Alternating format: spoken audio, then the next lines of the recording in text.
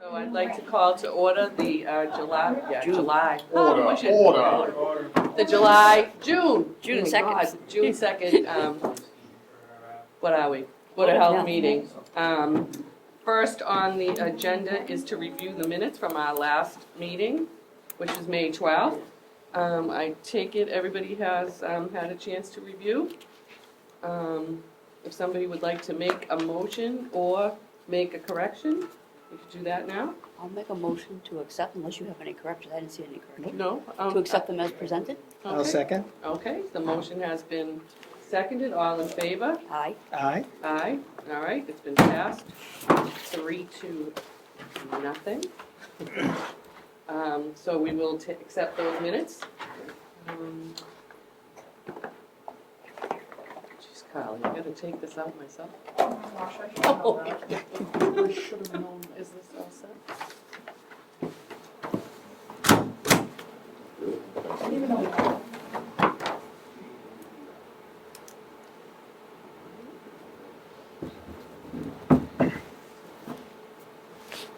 All right, first order of business. Second order of business, Elliot, is Wind Waste Innovation Operational Update. Thank you, Elliot. Good evening. How's it going, everybody? Good evening, Madam Chair, Director Freilich, and the rest of the Board of Health members. Since the last Board of Health meeting on the 12th of May, the facility operated at 97% boiler availability, processed just over 26,000 tons, and generated just over 14,000 megawatts. The facility had 2 unscheduled downtime events totaling 29 hours. Since the last meeting, the facility has shipped 3,421 tons of ash to the Wind Waste Shrewsbury facility. On the evening of the 23rd, during the wind and rainstorm, we ended up having to perform a controlled shutdown of the facility after a turbine trip that I texted the group about. During this time, we had visible but not audible venting as we used the drag valve and silencer as designed. That total evolution was approximately 24 hours. From a community update, May was a pretty busy month. We're happy to support a couple different events, the Little League softball opening day, the spring fling at the senior center, and then the annual Unsung Hero Awards. That's all I got. Pretty quick update, but here for any questions you may have. Did you have any questions? Yes, Elliot, for the last 3 or 4 months, we've been asking for additional information as far as tons and cubic yards of how much ash was generated, how much was shipped out, how much was disposed of since you started shipping to Shrewsbury. I understand that that may not happen going forward, and I just want to put it on record and also let you know that I'm going to request that the Board of Health formally ask in writing of the items that we've asked for in the past. Okay, understood. Okay. Yeah, we'll take that back. Okay. The shipping we get, right? The monthly shipping. The monthly shipping, like and 34, you said 3,400 tons. Yep, Do you have any idea 3,421.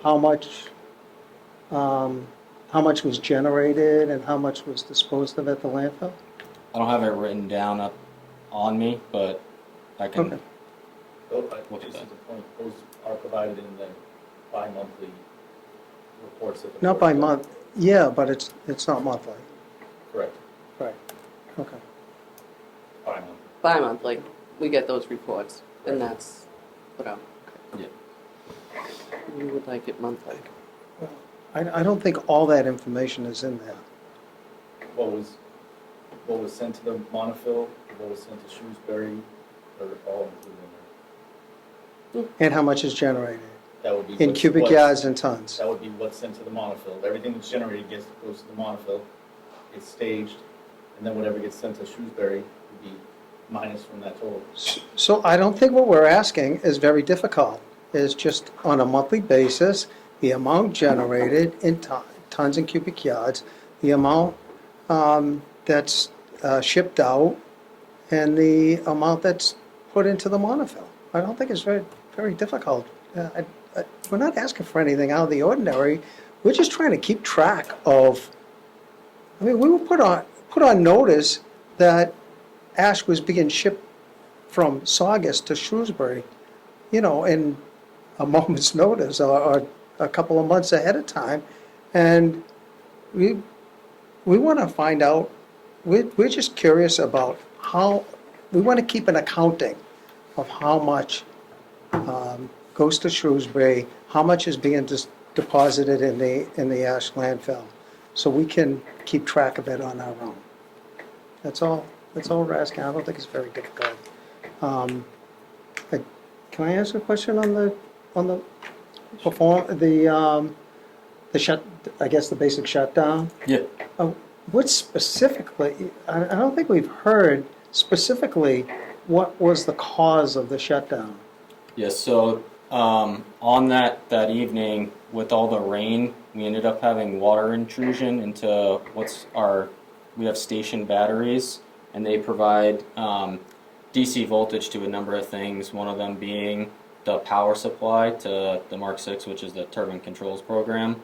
And when it got that little bit of moisture in there, it sent a erratic or inconsistent voltage in the power supply. There's basically a failsafe in there, so if it starts seeing that, it'll trip the turbine, shut it down, so that way it doesn't ruin all the electronic components in there. So it did what it was supposed to do. It shut it down. So then after, while we were troubleshooting, we decided to shut down the first boiler, and then while we were continuing our troubleshooting, we found that there was a issue with our gland sealing steam. So when you're putting a turbine online or starting a turbine up, you have to provide sealing steam to be able to pull a vacuum on the unit. And then once you're online, it becomes self-sealing. The valve wasn't operating as it should, so we decided to shut down the other boiler. We called the contractor that's, you know, kind of the expert in this stuff, 9 Mechanical. Had them come in, they made the repairs, and then we brought the boilers back up and the turbine back online. And what's being done in the future to prevent this from happening again? So there's I wouldn't call it a wall, or I guess it's kind of like a door. So on the side of the turbine hall, when we are going to do like a turbine outage, there's like a large removable piece, and with the high winds, it started to peel some of the siding. So we have the company, they came last week to evaluate what they could do, and then we also had company Centimark come in, and they looked at the interior of the building and what they could do. They're going to provide us a quote for additional, you know, along the conduit runs, anywhere that we could seal up.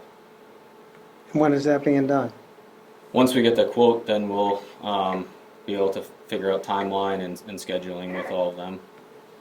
So I don't have an exact. But doesn't it sound like it's an immediate thing that should be done very quickly? I mean, this is the time. We put temporary measures up inside to prevent it already. So we tarped and foam seal it and did a bunch of stuff as well, but we're going to have them come in there. This is like secondary, kind of on top of what we already did. Great. And then in the cold iron, we're going to replace the regulator for that valve completely, so it'll be brand new. Madam Chair, could I just ask one more question on, it was something that I wanted to ask last month, and on the unannounced inspection report, okay, on page 9, and you guys don't have to answer this now, but I'd just like to get an answer, and maybe it's real simple, but it just stood out at me while I was reading the report, that there's a section 5 on certification. Does the facility maintain a financial assurance mechanism pursuant to 310 CMR 1951? That was kind of like the only thing that wasn't filled in. There may be a reason for it, I'm sure, but just like an answer for it at some point in the future. So the board received that on Friday. Annually be updated. Oh, okay. So it was due after the inspection report? Correct, I think it's, off the top of my head, it's due, I believe it's by June 15th. I Okay, think it's updated annually. okay, great. Thank you. Thank you. I just have one thing on that. Yep. So Elliot, I'm glad that you guys took the opportunity to do some preventative maintenance down there.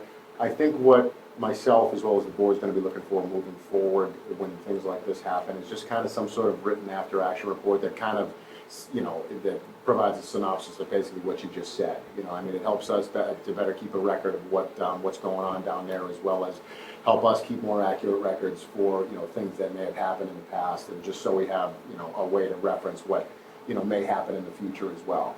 So I think what, if you don't mind, we'd like something as far as, from the moment it happened to when the fault was sent through and everything like that, and then when you guys decided, who decided to make the call to shut everything down, who decided to make the call to do X, Y, and Z, and then, the startup process and what have you. So, I mean, if we can get some sort of written synopsis of what that particular incident looked like, that'd be great.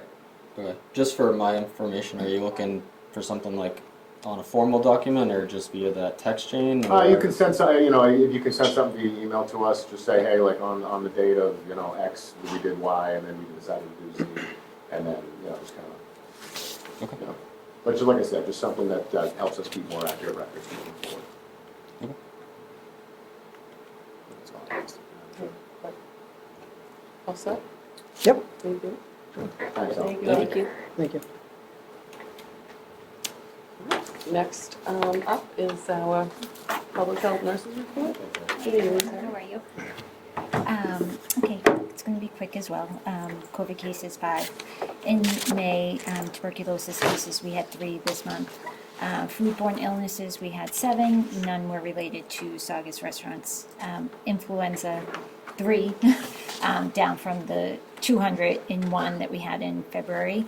But also to let people know that 216 pediatric cases, children, died in the U.S. this year from the flu, and that's been the highest since the swine flu in 2015. Measles outbreak, this has been the talk of the town, I guess you would say. 1,088 people have been infected. That's 200 more than last month. 3 people have died. 97% of those were unvaccinated or not fully vaccinated, so they might have gotten 1 MMR, but not the second one. As measles case increased, the CDC actually put out issuing a new guidance to travelers, encouraging to get vaccinated, and if you are not vaccinated with the MMR, to postpone your travel plans. Also, just to let you know that, so the US MMR coverage among kindergarteners is now below the 95% that they target. It's much lower in some communities, and actually in Saugus, our veteran school has the second lowest in the state. So I reached out to the nurse. She said that that's due to inputting miscalculations, so she'll try to input that, but she doesn't think it's that low.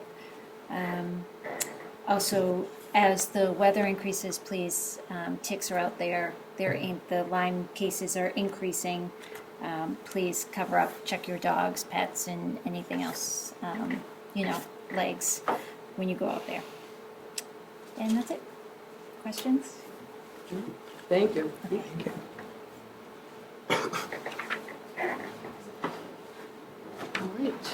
All right. John, you're up next. All right. Public Health Director's report. Per usual, I have to read a long-winded one. I don't have a whole lot for you guys this month. So we started an external grease trap inspection pilot program that we are starting with Route 1 Grill House and Raising Cane's. Our first scheduled inspection is going to be the 11th at 8:30 a.m. We spoke to the vendor that's going to be doing the work, so we were able to organize a date that works out for all parties involved. I know that there's a number of interested departments, so we're trying to collaborate with them as well. In speaking with Raising Cane's, we did issue their final inspection and permit last week, and they were scheduled to open tomorrow. It doesn't look like that's going to happen for one reason or another. But we did, in that inspection, we saw a number of things that we want to see buttoned up, not so much violations per se, but we definitely wanted to make sure that, that they were aware of the plumbing system and the fact that we're going to be monitoring the situation closely. But in speaking with the BIC on site, Amy Sawyer, she seems to be very, very knowledgeable. She flew up from Virginia and moved up here to manage this particular site. She's FOG certified, all the bells and whistles that we're looking for as far as a person to take the reins of an establishment of this magnitude. We did want to make sure that the one thing that kind of stood out as far as what we saw during the inspection was that, so this particular establishment has what's called a lift station, and it's kind of what pumps grease off of the particular site, just because the sewer system in question is a little bit shallow. It's not below the frost line, so it needs some extra juice to get it off. But we wanted to make sure that that the actual lift station controls were secure, because it was just a box that was just kind of out in the open that was subject to being able to be tampered with. So we requested that be secured, and then we're also going to be looking when they have the grease traps service. We're going to be looking to make sure that they're checking that lift station, making sure that there's no debris, no anything that might foul up the actual operation, because if that lift station goes, then no grease gets off the property, and that's when we have backups and what have you. So we're going to be watching that particular situation fairly closely. We opened 2 new restaurants, Tori Japan on Linfells Parkway, and then Katrina's Taqueria on Hamilton Street. And we didn't see too many, Tori was a brand new fit out, so there wasn't anything really to note down as far as violations are concerned. We did have some concerns with Katrina's, just based off of the history of the particular site. Celestial Dragon was a disaster, if I'm being honest, and we always had issues with them as far as their grease as well. So we just kind of made them aware that we're going to be watching their operation fairly closely, again, because it's yielded a lot of shutdowns, the amount of violations that that past restaurants have had there. So we're just going to be watching to make sure that there's no commonalities to it. We're speaking with Hamilton Street Plaza. We're doing a plan review for a new ice cream shop down there. They're trying to get open for July 1st. I don't know that that's going to be possible due to the fit out that's going to be required, but we're going to try to help them out as best he can. It's going to be called Mooin and Bruin. Interesting, right? So he came in with a plan review, and we're kind of walking him through it. It seems to be a new endeavor for him, so we're going to try to help him out as best we can. We move into just kind of nuisance stuff. So we had a dumping complaint on Pearl Road. A gentleman came in requesting town intervention on what seems to be a paper street, but it looks like there's car parts and engine blocks and things like that out there that aren't going to just be able to be picked up. So we've been talking with our trash and recycling coordinator to try to coordinate something with the DPW, and we're waiting to see what happens there. So like Terry was mentioning, so obviously, this time of year, we're going to be kind of cracking down as far as tick and vector compliance issues, so we have received a complaint from Cedar Road regarding an untreated pool that we're going to be sending a letter to. And obviously, a lot of the yards are starting to become overgrown, so we're going to be sending some kind of general land parcel maintenance letters to, I'm going to come up with a template to send, just so everybody kind of has an idea of what, to expect. But ultimately, again, we want to make sure that, our lawns aren't 2 feet high, and, because again, we're trying to cut down on tick-related disease. Same thing with pools and puddles and any sort of standing water on your property. We're just asking that, we police our properties to make sure that there's no mosquito breeding or what have you like that. So, like I said, that's going to be kind of a crusade, for the summer, as it is typical this time of year, and hopefully, folks just kind of understand what the ramifications of that are. We did have an interesting situation as far as nuisance is concerned at 10 Castle Street.